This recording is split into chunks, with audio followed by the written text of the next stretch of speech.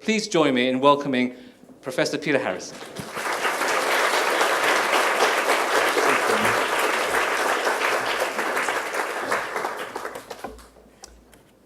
Well, thanks, Daniel, for that warm welcome. And a big thanks also to the Faith and Global Engagement Initiative and to the Faith and Science Collaborative Research Group for inviting me. It's a real pleasure to be here, and there's a large number of people to thank for the hospitable treatment that I've received, and I'll be a little bit disappointed to be going home tomorrow, albeit to sunny, beautiful Brisbane. But I'm here now, and as Daniel has explained, to talk about science and religion, new perspectives on an old conflict, and I can give you the take-home message right now. And the new perspective is that there never was an old conflict. That the very idea of a conflict between science and religion is, in historical terms, a very new one.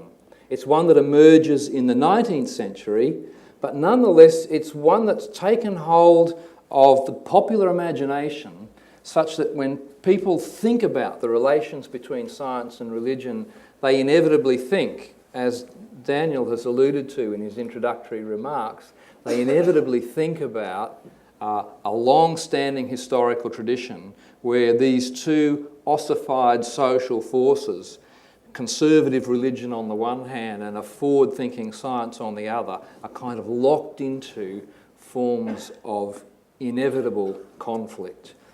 And the case of Galileo is regarded as emblematic of this conflict. The case of Darwin is also regarded as emblematic of this conflict. So what I want to do in the talk today is this evening is to cover three areas. I'm going to talk about how we got this story about, I'll talk very briefly, how we got this story of conflict into our heads. And then what I want to do is to say that story for historical purposes is not possible because people only started to think in terms of these two categories, science and religion, relatively late. That is to say, not really until the 19th century were people able to think of these two compartmentalised aspects of human culture, science and religion, that could be in any kind of relationship. So one response to this would be to say, science and religion have always existed, but they weren't in conflict. That's not the story I'm going to tell this evening. The story I'm going to tell this evening is rather a story about how these particular ideas, science and religion, came into being, and the process that gave them birth actually determined the kinds of relationships that were possible between them.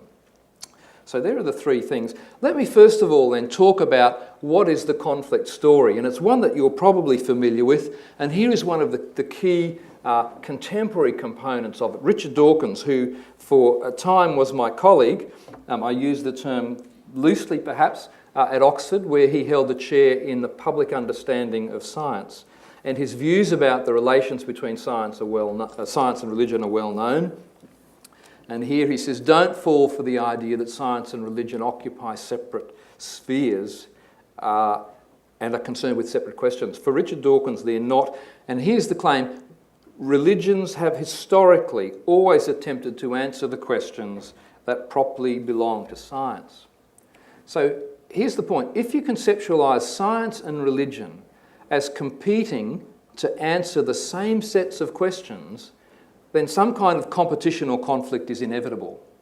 But again, my suggestion tonight will be that we need to think about these activities in rather different ways and not think of them as competing to explain the same kinds of things. Because if we think of them in those terms, conflict is indeed somewhat inevitable. Now, we could multiply instances of this understanding of conflict indefinitely, but I'll just give you one more, and this is to give you some local flavour. Although it's from some time ago, as you'll see in 2005, it's from the Standard, and this story has all of the versions of historical conflict that typically arise. So you see there, the Catholic Church held that the earth was flat. I could give a lecture on this story, but no one ever thought the earth was flat, by the way. That was something that was invented in the 19th century, the idea that the Middle Ages believed in a flat earth. But there you go. Confronted Galileo with the instruments of torture. That regrettably is true.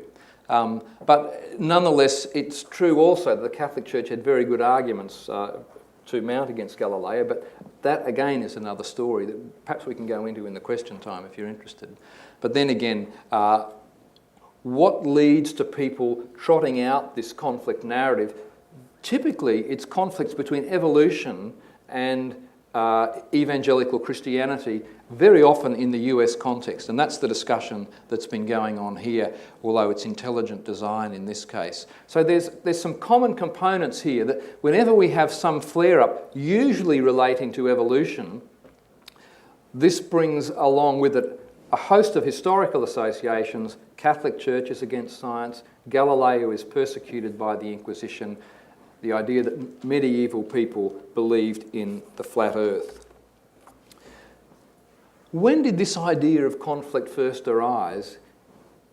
It did not arise in the Middle Ages. It did not arise in the era of Galileo. Galileo, interestingly, was a committed Catholic to the time of his death, and in fact he was a member of the secular clergy. And as I've said, there's a lot more to the Galileo story, but I'll save that for later in case we need it. But the story of conflict really arises in the 19th century, and two of the key proponents were, one was John Draper, and the clue is in the title, History of the Conflict Between Religion and Science. And here what Draper attempts to do is to set out the history of, as he puts it, these two contending powers. That's what science and religion are. They're two powers that necessarily come into conflict with each other. And Draper's version of events is backed up later in the 19th century by Andrew Dixon White, who was at the time president of Cornell University. And here again we have the notion not of two contending powers, but of two epochs in the evolution of human thought. And so for these two individuals, science and religion are like fixed features of culture locked into combat. And both of these gentlemen believe that ultimately science will be victorious over religion, because the progressive way in which society develops is that we move through a religious phase into a scientific phase, but that process is one that's always riven by conflict. And it's this view of an eternal conflict that I want to unpick this evening, and I want to unpick it by looking at the very categories in which it's expressed, and that is to say the categories science and the categories religion. Now I'm going to give you an analogy now, and it's one that if some of you may have read my book, The Territories of Science and Religion, and it's an analogy I use there, so forgive me for repeating it. But let's think about the intellectual territories or the cultural territories of science and religion. And if someone were to mount the claim that in the 16th century there was a conflict between Israel and Egypt, we would know without even consulting any historical documents that that was false. And we would know it was false because although the territories that now make up Israel and Egypt existed in the 1500s, the boundaries around those states that we now have, Israel and Egypt, did not exist. So there could not be a conflict between Israel and Egypt because in one sense they didn't exist. In another sense they did, because we can see them here on the map. The geographical territory, the various features, the rivers, some of the cities, indeed some of the languages to some extent. But these two things were at that time part of a single empire, the Ottoman Empire, so that conflict between them would be impossible.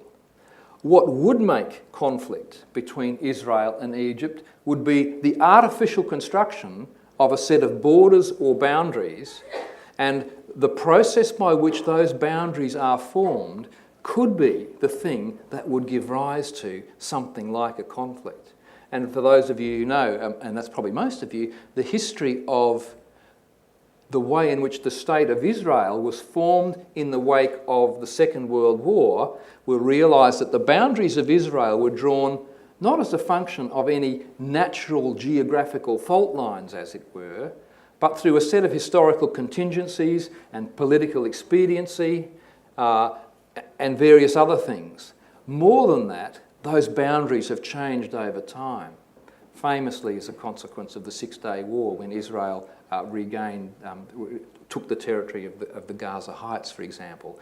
And that's been a matter of contention ever since.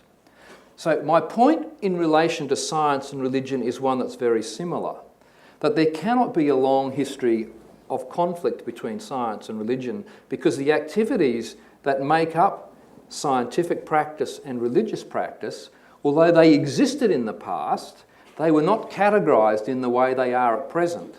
And what makes the conflict possible is the way in which we now categorise them, rather than anything that's to do intrinsically with the nature of the activities that go on under the banners of science and religion.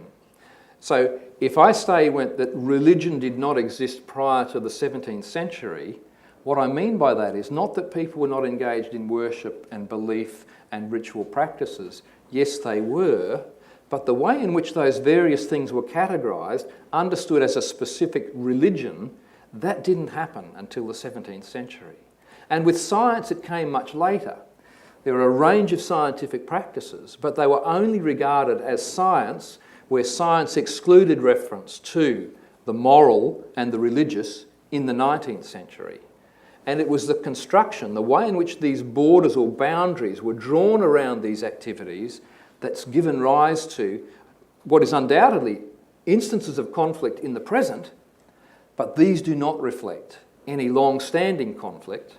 And the fact that they don't represent any long-standing conflict gives us some confidence or hope that there's a way in which these apparent difficulties might be in the present resolved better than they have been in the past. So I hope you get the basic idea of where I'm going to go. So there's a number of ways in which we could understand how we get our modern idea of religion. And I'm just going to give you a few straws in the wind, as it were, just a few indications.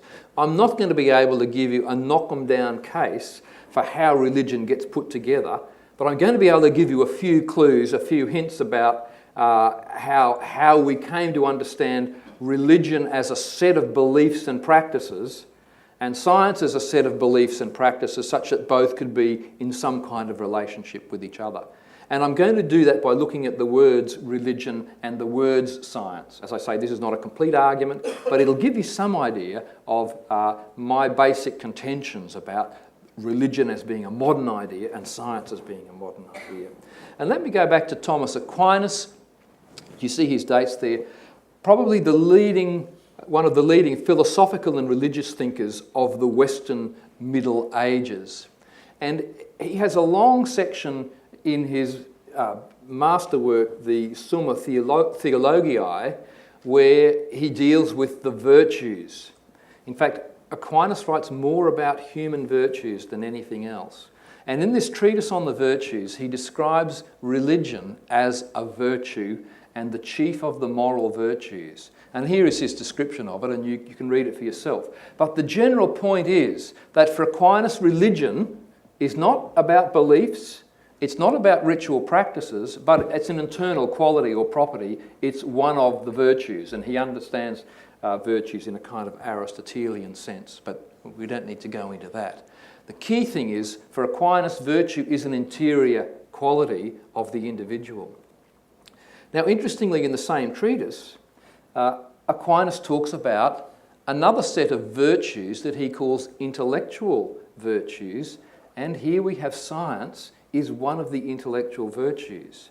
So for Aquinas, science, we see it there, scientia, is not a set of practices, it's not a set of beliefs about the world, it's a particular habit or a quality that individuals have. And he goes on, that second paragraph is the Aristotelian bit. These are the virtues for both Aristotle and Aquinas are things that perfect the human individual. The exercise of the virtue leads the individual towards particular ends that lead to their perfection. So that both religion and science are about perfecting, making whole the individual. And they each have their role, one at the intellectual level and one at the moral level. Okay? Could there be a conflict between science and religion? That would be absolutely nuts. Not possible. Why? Because they're not the kinds of things that come into conflict. Rather, they are the kinds of things, the kinds of qualities of individuals that together help make a complete kind of person. Okay, that's the general story. Now, to get from there to our contemporary conceptions of science and religion, what has to happen is that these interior qualities have to be objectified and reified, and they become specific things, specific sets of beliefs and practices. And that's a process that begins in the modern period, and I'll tell you about that in a moment. But what I want to do is now to go back very briefly and look at what people understand by religion before Aquinas and then after him. But I wanted to use him just to set up this notion that science and religion were very different things for this leading thinker of the Middle Ages. It's a striking feature that although we tend to think about world religions in a fairly uncritical way, and religion as a generic category, as a kind of universal feature of human cultures, that idea, as I said, is very new. The canonical documents of the major religions rarely speak about religion at all. And so is there religion mentioned in the New Testament?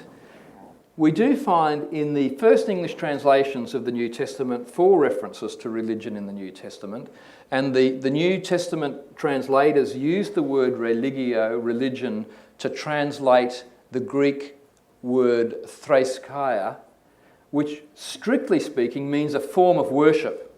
And I said there are 4 references. There are 4 references to religion in those first English translations, and there are 4 references, they map directly onto this word thraskaya. 2 of them are in James.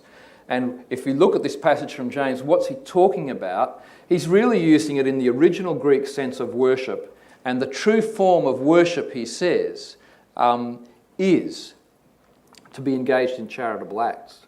Okay? That's how we would parse that sentence. So clearly this is 50% of the references to religion in the New Testament, okay? It's not about beliefs and practices. It's about the right form of worship. And that's going to shift around a little. How do the first Christians think about themselves? Do they imagine themselves to be part of a religion, where a religion is this generic thing of which they are a specific subset, and that religion consists of beliefs and practices? No, they don't. Here's one of the very first non-canonical documents, the Epistle to Diognetus. It's an apologetic work, and what is going on in here is an attempt to explain what it is that this Christianity is. What is it? And this is the question that's being asked, and this is the answer provided in the Epistle. You're anxious to understand the religion, theosabia, the service or worship of God of the Christians. What God do they trust? How do they worship him? There's that word thraskaya again. And you wonder too, why this new race or way of life, or this way, it's a kind of way of training, is another way of translating this word. So what's going on in this is that there's the writer of this, who we don't know much about, is grappling with the right terminology to explain what it is that the first Christians are. What are they? But one of the dominant modes of self-understanding was this last one, a new race, or a new kind of race, typically. Right? So the racial metaphor was very strong. They don't imagine themselves to be a religion constituted by beliefs and practices, but something like a new race. And there are other versions that some of you will be familiar with. The notion of a new Israel, okay, is another one. But notice it's about the God they trust, not the God they believe in, the God they worship, okay? Again, not so much the God they believe in. So that just gives you some idea of what's going on when the first Christians are self-consciously trying to work out what they are. And they're not thinking. The category religion as we understand it is not available to them. That's the point I'm wanting to make. Let me give you just a few further examples. And I said, I'm not going to give you the knock-em-down argument. I'm just going to give you a set of ideas from key thinkers to help us understand what this notion of Christian identity, how it's conceptualised in this early period. So I'm going to jump now to Augustine of Hippo, probably the most important thinker aside from Aquinas, Thomas Aquinas, who we saw earlier, in this period between the New Testament writers, and depending if you're a Protestant, you'll think Calvin and Luther are probably the next in line, and if you're a Catholic, you're probably stuck with Augustine and Aquinas, which is not a bad place to be. But anyway, so how does Augustine think about this notion of religion? So here he says, true religion means worship of the one true God. So he's still dealing with this standard classical conception of religion. True religion is not a set of true propositions to which we agree or give assent. It's about the act of worship. So true religion is worship that's directed towards the true God. That's what's going on here. And here, again, this very interesting claim from Augustine, who's usually regarded as a conservative. Some people think he's a rather nasty person, right? But anyway, it makes no difference that people worship with different ceremonies in different places if what's worshipped is holy. And then different things in different places are held together by one and the same religion, okay? He's clearly here, he's not talking about religion as defined in terms of exclusive beliefs, as we now think about religions. But the key thing is that the worship be rightly directed. And he makes that point, I think, here in this final section. And I've put the in brackets for reasons I'll explain in a second. What's now called Christian religion existed of old, was never absent from the beginning of the world. Christianity has always existed, says Augustine. But when Christ came, true religion, which had already existed, began to be called Christian. So the correct mode of worshipping God is then labelled Christian after the time of Christ. This is Augustine's view. And just to explain what's going on here, this is in Latin. Latin does not have articles. It doesn't have the or a. So when you're translating from Latin, you have to decide whether to use an article or not. What's interesting is that most of the translations of Augustine you will read put the in, but I think that's a mistake. They should leave the out, because the Christian religion is suggestive of a generic thing, religion, of which Christianity is a particular form. But what if we leave those articles out? What Augustine is really saying here, if we think about religion as rightly directed worship, rather than the sets of beliefs and practices, then true religion, going right up to the very first definition of true religion, the right forms of worship, that's the true religion, these become Christian after Christ, okay? So there's no the Christian religion, there's Christian religion, which is a form of correct worship or piety. Okay. Moving on, as I say, these are largely straws in the wind. The other terminology we need to get a little bit clear on is what counts as belief in this period, because belief sounds very much like agreeing with a set of propositions. And belief clearly is an important aspect of early Christian self-understanding. But what I want to suggest here very quickly is that belief in this context is pretty much, as we see in the Old English sense, to have confidence or faith in, and consequently to rely on or trust in a person. So belief is to have a particular relation of trust rather than, and there's a long story here, but part of the reason we tend to associate belief with agreeing with a set of propositions is because when the Greek word for faith, pistis, comes across into Latin, it can be translated in different ways, and the different ways are credo, to do with belief, fides, to do with faith, and assensus, to give assent or agree. And what tends to happen as our modern conception of religion develops is that we move from a sense of faith or belief as trust to a sense of faith or belief as to agree with a set of propositions. We move, in other words, from a notion of fides or credo to a notion of assensus. Okay? Again, credo, Latin dictionary, to trust or confide, to have confidence or trust. That's the nature of the relationship. Okay? And again, in the OED, the original sense in English from the German belieben is to trust, to have faith in, to have confidence in. So when we plug this back into some of our standard understandings, we can see in the classical sources, Seneca, the first way to worship the gods is to believe in them. He doesn't mean the first way to worship them is to believe that they exist. What he means is the first way to worship them is to have trust in them, to have confidence in them, to have that kind of trusting relation with them. Okay? That's what believe in means. And here's Augustine again. You can read that for yourself, but he's saying something similar. Believing in God means this. And then finally, just to give you a later Christian thinker, to believe in God is, etc., etc., etc.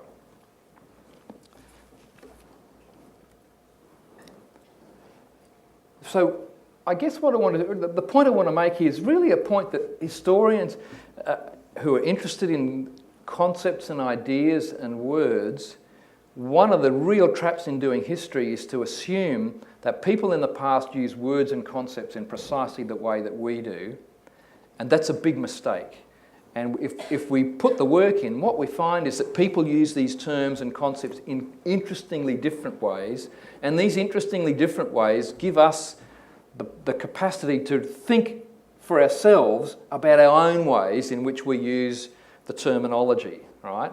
So that's the kind of general lesson about how we do history. But there's a specific, obviously, specifically in relation to notions of religion, belief and faith, there's a payoff for, and that's what I'm hoping to give you some idea of here. Now, we've seen what the words are. I'm just going to tell other bits of this story until we get to where we are today. So we're now moving into the period of the Renaissance. Marsilio Ficino, really interesting figure who translated a lot of Plato from Greek into Latin. So he was a key conduit for bringing Platonic thought into the West. But here he is, just to give you a quick snippet, here he is on religion, and he's making precisely the same point that Augustine does. All religion has something good in it. As long as its object is God, it's true Christian religion. Okay? And so what he means here is that true Christian religion is not identified with the historical tradition of Christianity.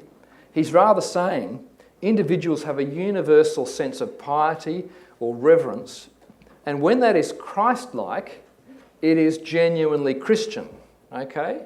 And so in other words, people in various places may be, as it were, Christian in this sense, not that they sign up to the creeds of the Christian church, but in the fact that their attitudes to God are like that of Christ. That's what the adjective Christian means in this particular context.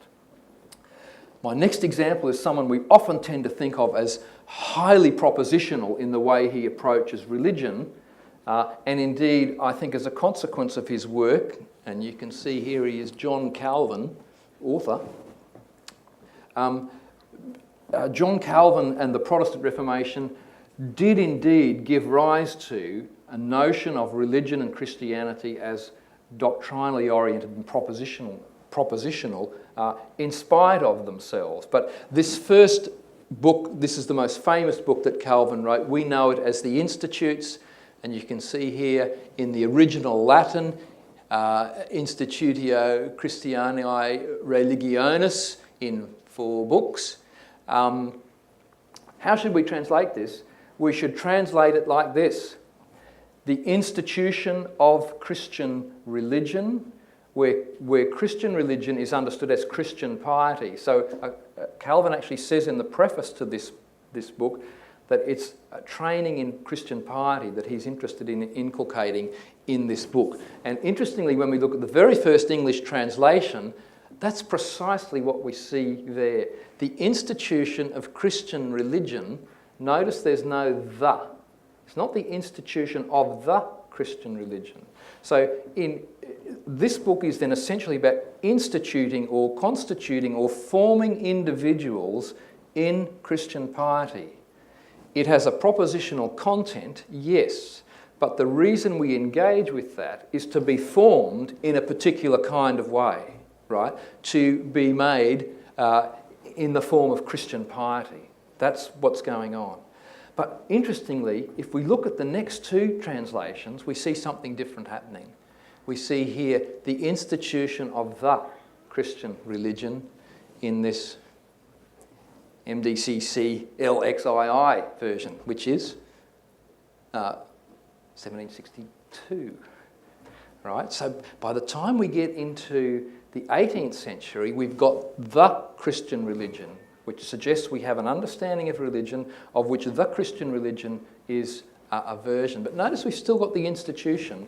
And then the final one, the one that we're most familiar with, is institutes of the Christian religion, which is suggestive of a set of propositions that constitute the essence of Christianity. Right? The institutes, that's the content, and the Christian religion is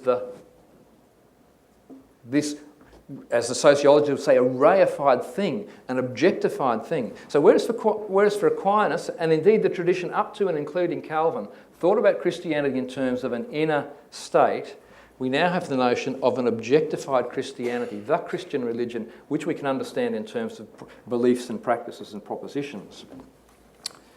Okay. So just to give you some idea, and I've tracked the English uses of the relevant expressions. So, first of all, with this, so what is this? You can word search every book published in England from when it started in the late 15th century, right up to the end of the 19th century. But it's easier for this period. We know all the printed books and we can search most of them. And we can determine the relative frequencies of these terms. Now, so two things to note about this graph. No one talks about religion much before about here, really. Okay. So, although many of the books in this period are on what we would call religious topics, the terminology of religion is not much in use. So, the first thing to notice about the graph is that from here on, people are talking a lot about religion. Religion comes to be a concept or a notion that people begin to talk about for the first time in the 17th century. But notice the other thing, its meaning is going to change over time as well. And so that Christian religion is initially the dominant use, Christ-like piety, but increasingly that is overtaken by a more objectified, reified notion, the Christian religion, a thing that we can identify, that we have boundaries or borders drawn around, and that is understood in terms of beliefs and practices. And that second bit I'll come to in a moment. Okay, so we got that? Good. So, why does this happen? Why does this happen? Historians will say it's overdetermined. There are lots of reasons, okay, and I can't give you them all. But here's one I think that is key. It's the Protestant Reformation. And it's not so much the arguments of the Protestant reformers, but what happens to Europe in the wake of the splitting up of Christianity, not merely into Catholic and Protestant, but into a myriad of Protestant sects and versions of Protestantism. And just to give you an idea, here is the map of Europe with the different versions of Christianity mapped out.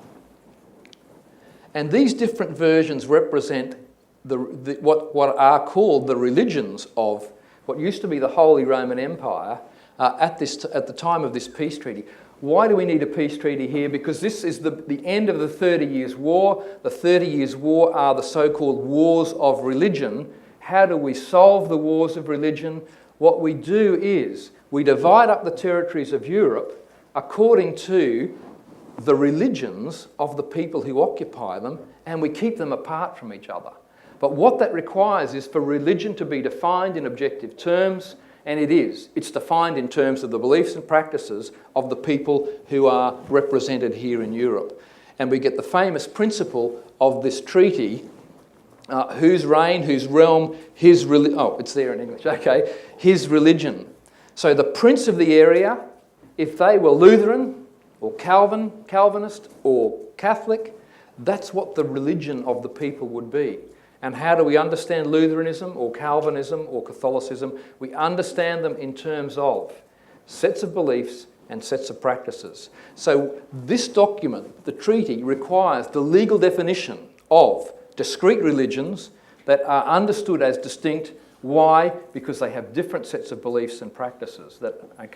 So that's one reason we get, for the first time, for practical legal reasons, the objectification of religion as a kind of legal construct. And from then on, we get the creation of the world religions. And so here, for example, is one of the very first works, 1695, of what we would now call comparative religion. And notice what Turner is talking about here, theory and practice. That's how we understand religions. The theoretical bit, the propositions, and the practice. And we take this idea that was first formed in the West, and then we project it onto the whole world. So the whole world gets constructed in terms of these religions.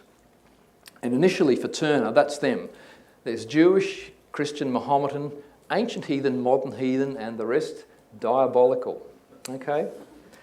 So, it's not bad. I mean, the diabolical's obviously a little bit problematic. So, we're going to get more sophisticated with the modern heathen and the diabolical, and here they are. Here are the modern world religions as they come into existence. Buddhism is the earliest, and then Hinduism, and then Taoism and Confucianism. And I say the invention because these are terms that the English invent and that they project onto the peoples generally of the colonial world. And those of you who are familiar with the three Chinese traditions, you know, it's said of Confucianism that whether it's a religion or not is a question that the West has never been able to answer, but the Chinese never able to ask. And they're not able to ask it because they never had the concept, right? It was one that was forced. And the idea that you could have three traditions more or less peacefully coexisting is kind of crazy to a conception of the West which understood religions in terms of sets of propositions that are mutually exclusive, okay? So there they go. I'll just give you one last example and then I better talk about science, okay? But what I'm trying to do here is to just give you a few ideas about how we get a modern idea of religion that sets it up in terms of propositions, sets a boundary around this group of activities in a new way that then sets the scene for the possibility of conflict with science. And I'll just give you a brief bit of theology. I was accused of being a theologian earlier today.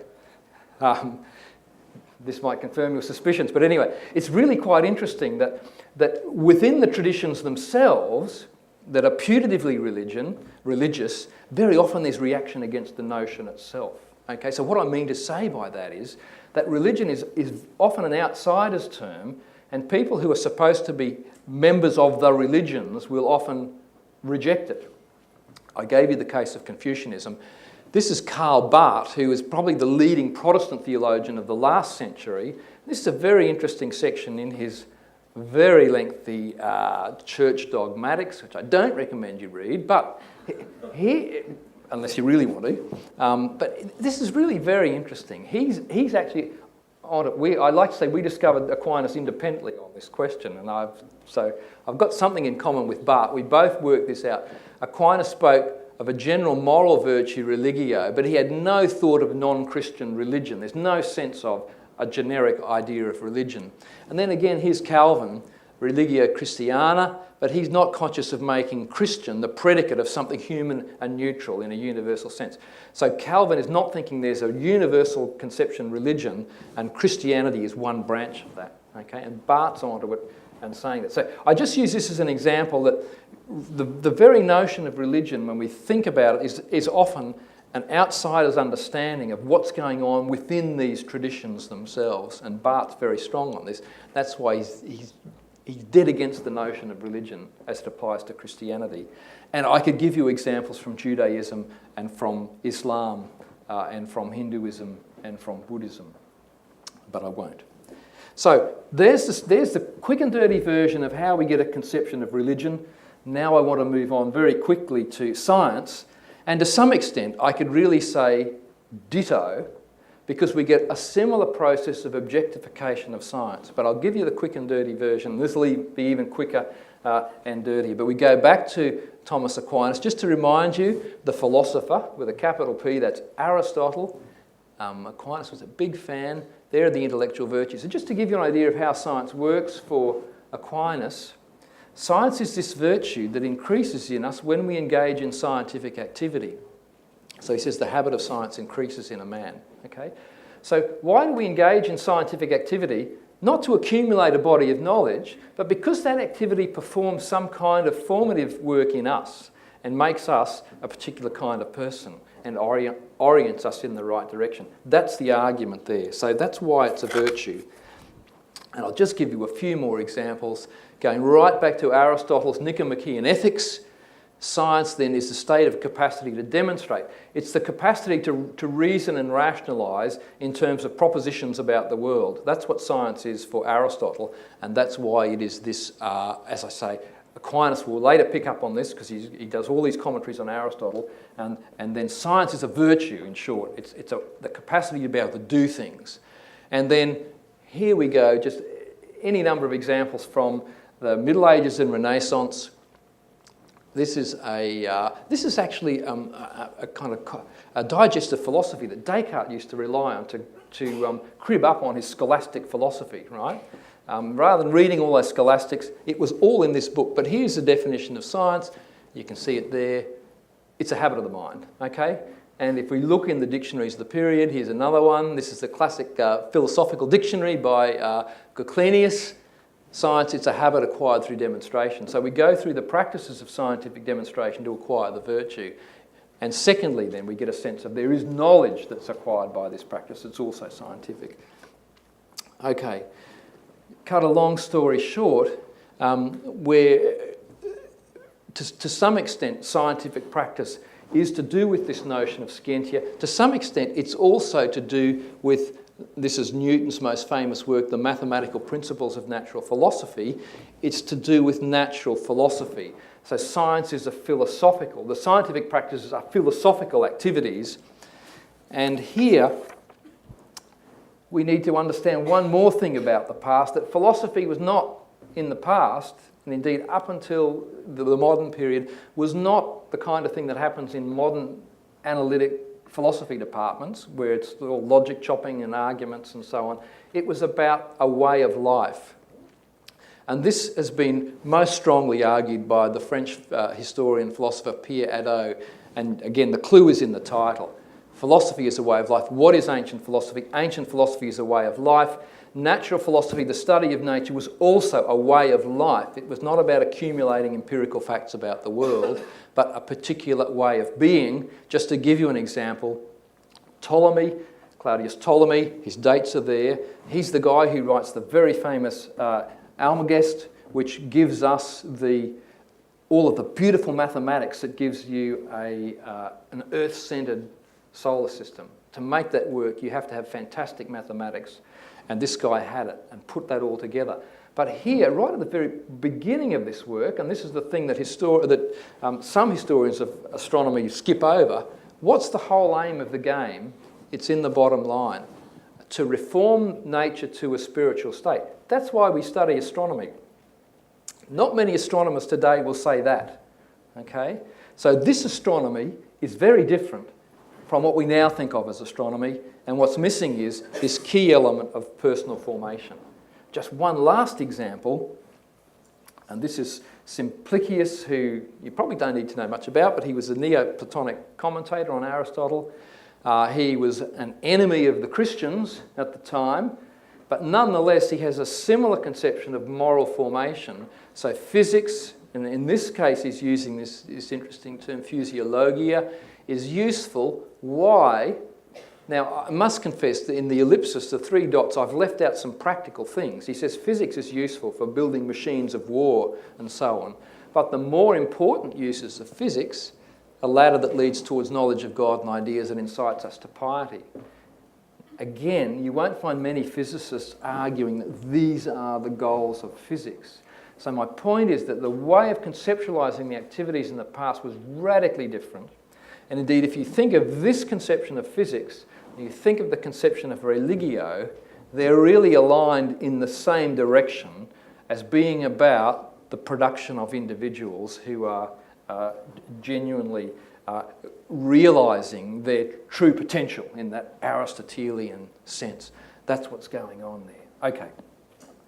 So what happens to science and religion? I've given you one reason that religion's objectified. It's to do with the Protestant Reformation and the legal dividing up of the territory of the Holy Roman Empire that required formal definitions of religion. But science is also undergoing a similar kind of process, and the Reformation's not going to explain that.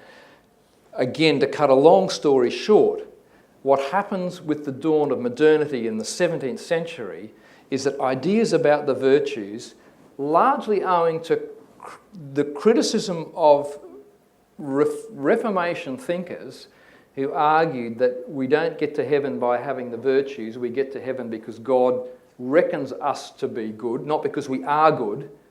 That led to a criticism of the notion of the inculcation of virtue, which was regarded as a pagan Aristotelian idea, and that the virtues then retreat into the background, as famously argued by Alistair MacIntyre in this classic book, After Virtue. And what MacIntyre says is that people stop talking about the virtues and they talk about rules, or they talk about duties, and ultimately they talk about usefulness and utilitarianism. But the old moral philosophy of virtues fades away. And with that, the old idea that science is a virtue, that disappears. Now, there's a long story there.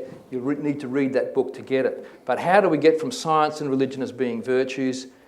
It's a lot to do with the Protestant Reformation. In part, an unintended consequence, the division of Europe, and the necessity to define religion objectively. And the other one was the Protestant attack on the virtues that led to a demise of virtue theory and moral philosophy, and a new way of understanding what individuals were and how they functioned.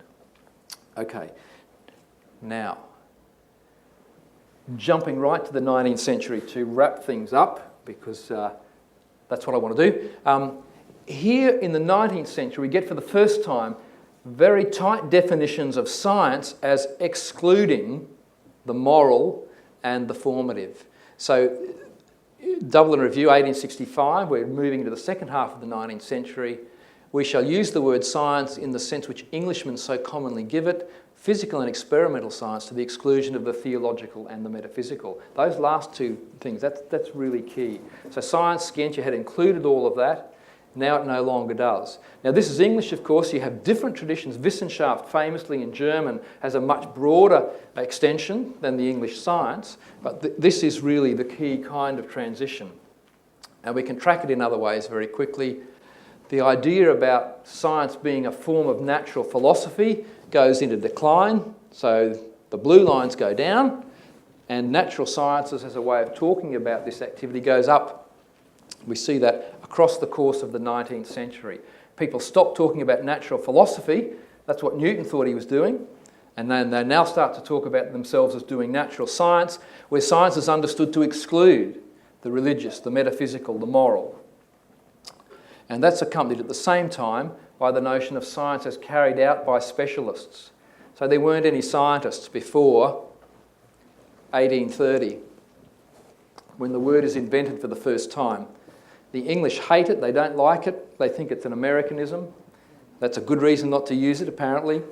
But it was invented by an Englishman, William Whewell, but it picks up by the end of the 19th century because scientists are looking for a way to identify themselves as a profession. So along with this notion of science as excluding the moral, we get the professionalisation of science with the notion of scientists as a unique, particular professional group. I could do the same graph for scientific method, which shows the same pattern, but all of this means for the first time we can now get people talking about science and religion. So no one talked about that combination before the beginning of the 19th century, and the reason is there was no such thing as science as we understand it to put it in that kind of relationship with religion before that time. Okay, so what I've attempted to do here is to say, here are the categories science and religion. Religion only emerges as a category in the 17th century, science in the 19th century. That triggers the possibility of there being a relationship, and people in the 19th century construct that such that they can either be in a friendly or oppositional relationship, and for many it's oppositional. I want to spend about 2 minutes now. I know I'm pushing close to the limits of our time to close, but there's another way I could have told this story, and that was to say, what are those activities that in the past look science-ish, and those activities in the past that look religion-ish, although those categories don't work? And if we could talk about those, the things that Newton was doing, the things that Kepler was doing, that were natural philosophy for them, and religious ideas, how did they get on in the past? And the short answer is pretty well. And let's just have a look very quickly at how well. For a start, religion provided motivations for the pursuit of natural philosophy. And there's an example of Kepler saying, I actually think my astronomical work is a form of theology. So really, they're not in opposition, they're actually the same kind of activity. And here's Robert Boyle, Boyle's Law, okay, the famous English chemist. Science, natural philosophy is an act of religion, he's saying. So the idea that they're separate things doesn't work for these guys. Religious ideas also find presuppositions, and the short story here is that for people like Descartes and Newton, religious ideas give us the very conception that there are laws of nature. Okay? So if we're going to talk about religion and science in the past, here's a positive kind of relation. And I'll just give you one final example, and this is one we don't talk about much, but science needs social legitimation when it's getting off the ground in the 17th century. By that I mean science needs a set of values to give it legs. And there's a much longer story here, but if we ask the general question about why science takes off in the 17th century in the West, we can think about other instances where science happened but didn't take off. China, interestingly, is regarded as a typical example. Medieval Islam, ancient Greece, we get bursts of scientific activity, but they never consolidate. And what we see is a boom-bust pattern where science has a start, but no one ever goes on with it. Why do people go on with it in the West and uniquely in the 17th century? Okay? They go on with it because science is able to harness the legitimising value of Christian religion to underpin its activities. And this is a famous, it's famous amongst historians of science and Bacon, but what Bacon is doing with this long quote here is saying that scientific activity is in essence a redemptive activity. It's a way of recovering the control of nature that we once enjoyed in our perfect state in the Garden of Eden, but lost as a consequence of human sin. So science is, as you can see here, the creation rebelled as a consequence of the fall. Science is a means of bringing it under control. And so it's a redemptive process. And that becomes a religious reason for pursuing science. I'll give you one more example very quickly. And this is the whole underpinning for what in the 17th century was called the experimental natural philosophy, or we would say just experimental science. Why do we do experimental science? Hooke says, in a nutshell, it's because of original sin. Right? That sounds like it's crazy, but that's what he's saying.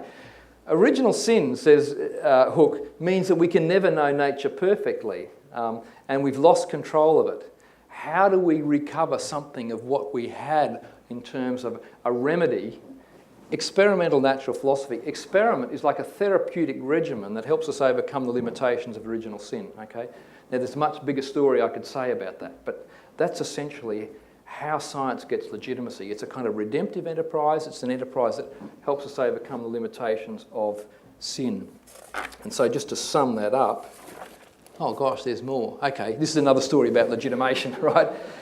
When we study nature, we see God. That's Newton, obviously, here in the Principia, and Boyle again, that rational contemplation of nature is philosophical worship of God. Again, these two activities, natural philosophy and religion, are so closely entwined that there's two things there. They're not in conflict, but neither does it make sense to think of them as science and religion as we now think of them, because they're integrated in that tight way. And so I do think this is the penultimate slide. Here's the story about legitimation. Just so you know, I'm not the only person in the world who thinks this. It's my colleague in Sydney who's a very distinguished historian of science. what's going on in the 17th century, not any separation of religion and natural philosophy, but they actually come together much more closely because natural philosophy can be accommodated to theological projects. That's what gives science its legs in the 17th century. So if I want to sum things up, really two main points this evening. The reason that the conflict myth, the conflict story of science and religion is wrong is firstly that in the past no one conceptualised the relevant activities in that manner such that they could be in conflict, one. And two, when we examine the sorts of activities that we now regard as science and now regard as religion, we see that actually they were much more closely aligned than science and religion currently are.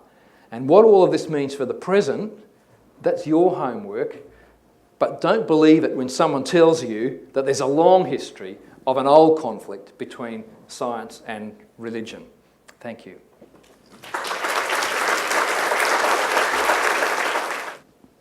In the beginning of today's talk, you mentioned about how flat Earth was not something the medieval people believed in at all, and it was a wrong notion. So, how did this notion come to be, and what were the reasons or the motivations to create such a false such a false thought? Yeah, look, that's a very good question. So we know that the ancients, including Aristotle, knew that the Earth was spherical, and a guy called Eratosthenes made a really fantastic calculation of the circumference of the Earth, actually just using the shadows of places that were separated north and south in Egypt, and got it right to within about 10%.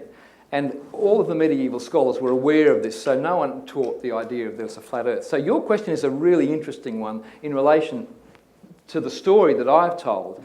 And the myth first appears, as far as we know, in Washington Irving's biography of Columbus. And we know so the famous myth, of course, is that people didn't want to sail too far west because they thought they'd sail off the end of the world, the edge of the Earth. Okay. Now, why we have to have this flat Earth myth for the purposes of this biography, here's the true story.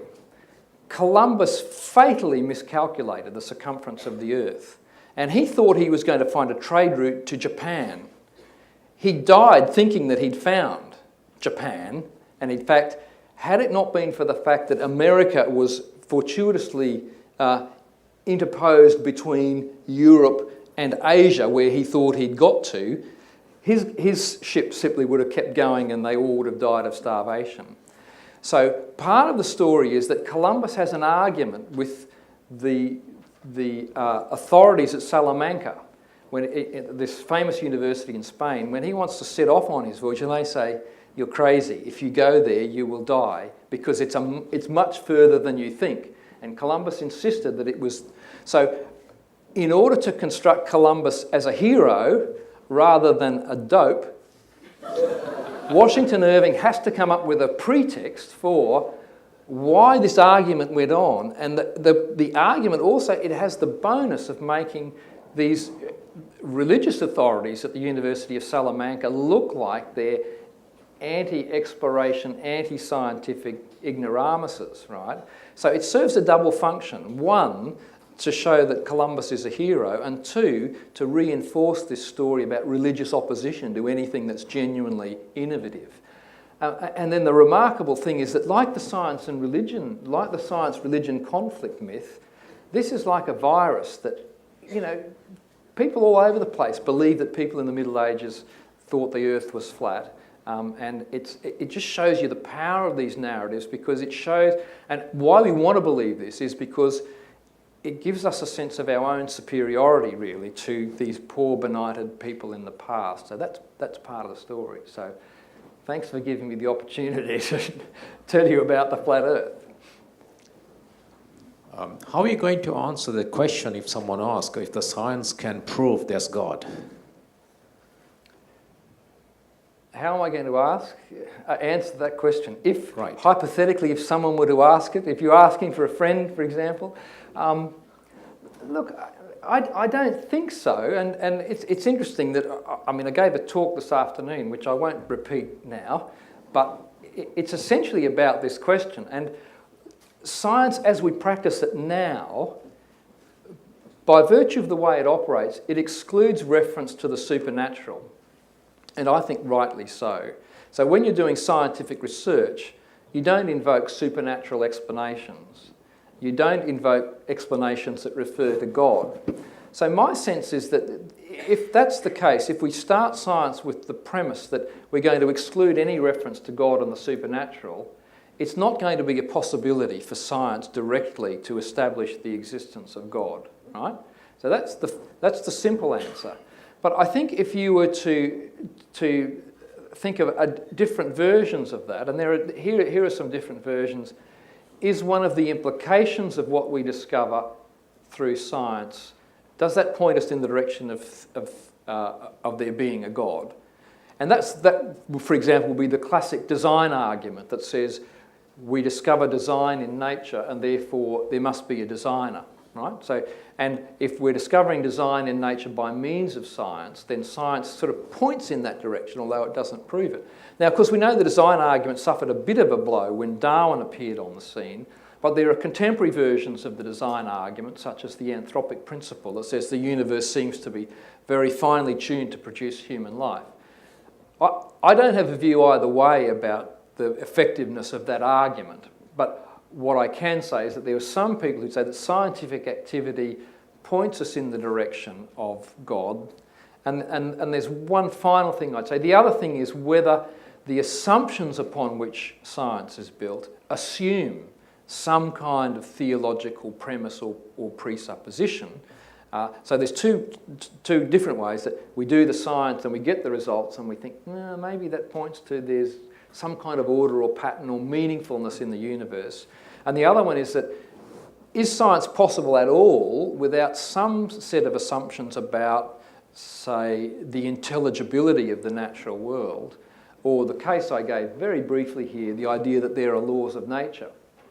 So it might be that science requires some set of assumptions or presuppositions that are religious to get up and running. And certainly the people I spoke about thought that both of those things were the case. They thought both that you needed to have a set of religious presuppositions to make science possible, and they thought that when you did the science, it pointed in the direction of the existence of God. But I don't think that's the case for contemporary science, which is much more explicitly bracketing out theological explanations, and that's part of the definition of science that emerges in the 19th century, that the boundary we now draw around science means that we attempt to keep those questions out.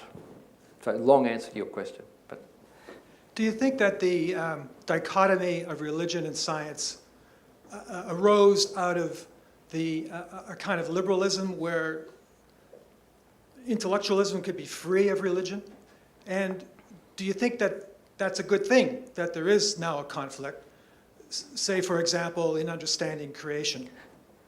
Yeah, okay, that's a really good question. And so I think very, very often in discussions of science and religion, the assumption is that conflict is bad and is to be avoided, and that we need to be thinking about having a much cosier relationship. So I think we need to think maybe conflict is not always bad. We need to think about what it means and what side we might be on. And there are instances, the classic case of conflict in the present is evolutionary thinking versus some conservative Christian views of creation, okay? That's inevitable, not inevitable, well, it's inevitable if you have a particular view of a fairly literal understanding of what Christian doctrine of creation consists in. I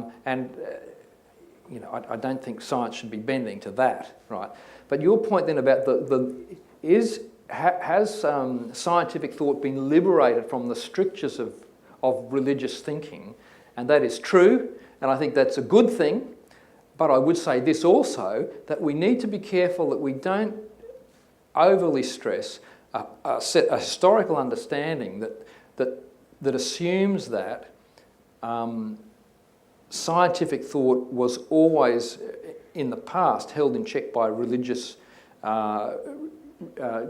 strictures. Now, the case of Galileo is, I knew we'd come back to Galileo, the case of Galileo is really unfortunate because that's precisely what seemed to be happening there, that the church seemed to be making determinations on science in a way that was entirely inappropriate. And because this is the last question, I don't have time to give you my Galileo lecture, but I can say it was more complicated than that. But I think you're right to say that in the past the church exercised a degree of authority in a way that wasn't always helpful to scientific endeavour. But against that, I think we also need to understand that for the most part the church was encouraging of scientific endeavour. And so we think in the case of Galileo and astronomy, there was no greater supporter for the study of astronomy from the middle of the Middle Ages to the middle of the 18th century than the Catholic Church. No one supported astronomical research to the extent that they did. And we forget that in the context of the Galileo affair, where clearly I think they did the wrong thing, and they're precisely a case of science not being able to sort of break out from the strictures of Catholicism. But I just say that that's not the usual pattern. Actually, I have a last question. So, Right, okay, right. but it's just, I don't know whether you can do it briefly, but it's just something to take away. Because you've been talking about how this doesn't, I mean, the history of science and religion as a conflict doesn't really exist. But now we have this conflict, right? And so we've reified these concepts, and they are real. I mean, this is not something that is going to go away, right? So actually, how should we then think? How should we live, particularly given that universities are also, in many ways, founded on this conflict now as well? Yeah. Look, it's a really good question, and I think part of what we have to understand is that although we can describe the reification of these concepts, we can't escape them, and we can't just go back to the past. And to be honest, part of the success of science and the sciences more broadly is their capacity to ask really narrow questions, highly specialised, and the consequence of that is that it's not merely that science and religion have trouble talking to each other, but that chemists and physicists have trouble talking to each other. So this high degree of specialisation, which, again, to go back to classical theories of modernisation, Max Weber beautifully described the necessity of routinisation and specialisation. And so what happens is that all of the spheres of intellectual activity are to some extent alienated from each other. And that's why I think it's very interesting that we have... It's hard to answer your question beyond saying this, I think, that we need to keep an open mind about what the possibilities are, and we need to be very conscious in our own, for those of us who have academic careers, open to the prospects of conversations with other disciplines, even though they're extremely difficult, because the disciplinary insights that we can gain from people with different perspectives can be really helpful and enlightening. So there's a general story that's not just about science and religion as compartmentalised potentially in opposition, but there's a story about the way in which our whole intellectual life has been fragmented into highly specialised silos, and that we need to attempt to break those down, even though it's difficult. Now, that's a very idealistic response, but that's off the top of my head what I'd say. We need to make the university a university again. Precisely. Just one faculty, the Faculty of Arts, where it all happens. The Faculty of Arts is the best. Okay, well, thank you so much, Peter. That was an amazing lecture, an amazing time with you. Thank you.